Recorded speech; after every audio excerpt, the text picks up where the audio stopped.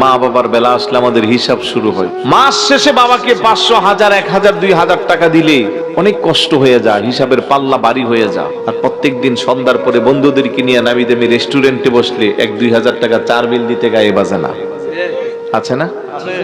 স্ত্রী সন্তানকে নিয়ে পার্কে ঘুরতে গেলে 5-10 হাজার টাকা মনে হয় যেন কিছুই না। আর বাবা মার ঔষধের জন্য 500-1000 টাকা দিতে গেলে 100 বার হিসাব শুরু হয়।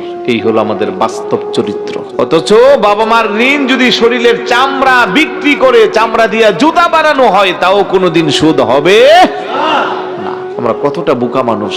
এই জায়গায় ইনভেস্টের সময় আমরা হিসাব করি, আমার অমুক ভাই দিচ্ছেন আমি কেন দিব, ওদে মাসে 1000 আমি কেন 2000 দিব।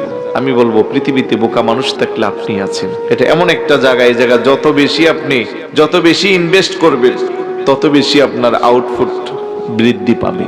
কি পরিমাণের পাবে আপনি নিজেও জানবেন না। এই কথাগুলো যারা দূর দূরান্ত থেকে শুনছেন, তারা তো আসেনি সামনে। আব্বা আম্মা যাদের বেঁচে আছে, আজকে থেকে সিদ্ধান্ত নেবেন, কষ্ট দিবেন না। বাংলাদেশের প্রত্যন্ত এলাকা যায় সাদা দাড়িওয়ালা মুরব্বী বাবারা সুযোগ পাইলে কানে কানে হুজুর একটু 5টা মিনিট আব্বা আম্মার ওয়াজ করেন।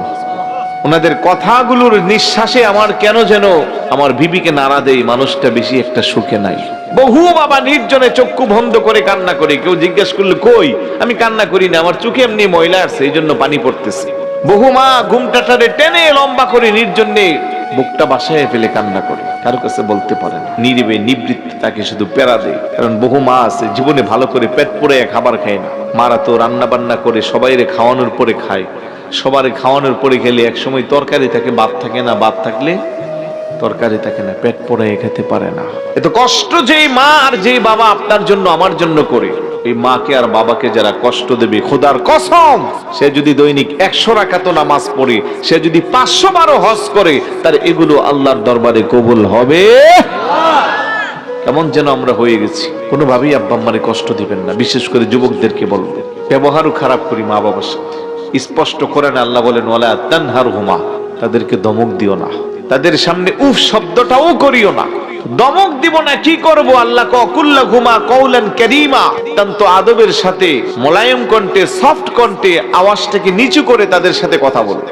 আর আমাদের তো এখন সারা জায়গায় নিচু হয়ে থাকে। অনেকের তো স্ত্রীর কাছে একবারে ভিজা বেড়ালের মতো চুপচাপ, কিন্তু আব্বা আম্মার কাছে গেলে কণ্ঠ বড় হয়ে যায়।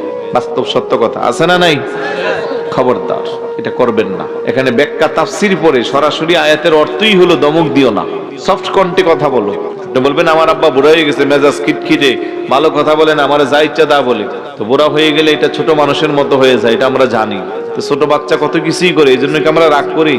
আপনি যখন বাচ্চা হয়ে দেখবেন সে আপনারে কত ডিস্টার্ব করে, এক কথা 100 বার বলে, আপনি বিরক্ত হন? তো ঠিক আমিও তো ছোট গলে আমার বাবাকে এরকম করেছি, আমার বাবা তো বিরক্ত হয় নাই। এখন বয়োজ্যেষ্ঠ অবস্থায় বাবা 2টা কথা বললে কেন আমার মেজাজ গরম হয়ে যাইব? আমার বাবারও তো এরকম মেজাজ ছিল, আমার সাথে তো তখন করে নাই। একটু মেজাজটারে ঠান্ডা করবেন। আব্বা আম্মার মতো নিয়ামত যাদের বেঁচে আছে, খেদমতের মাধ্যমে নিজেকে দামি বানান। কে কি করলো না করলো এগুলা সব একদিকে রাখবেন, আপনি কি করলেন ওইটাই আপনার সম্পদ। কথা বলেন ঠিক কিনা?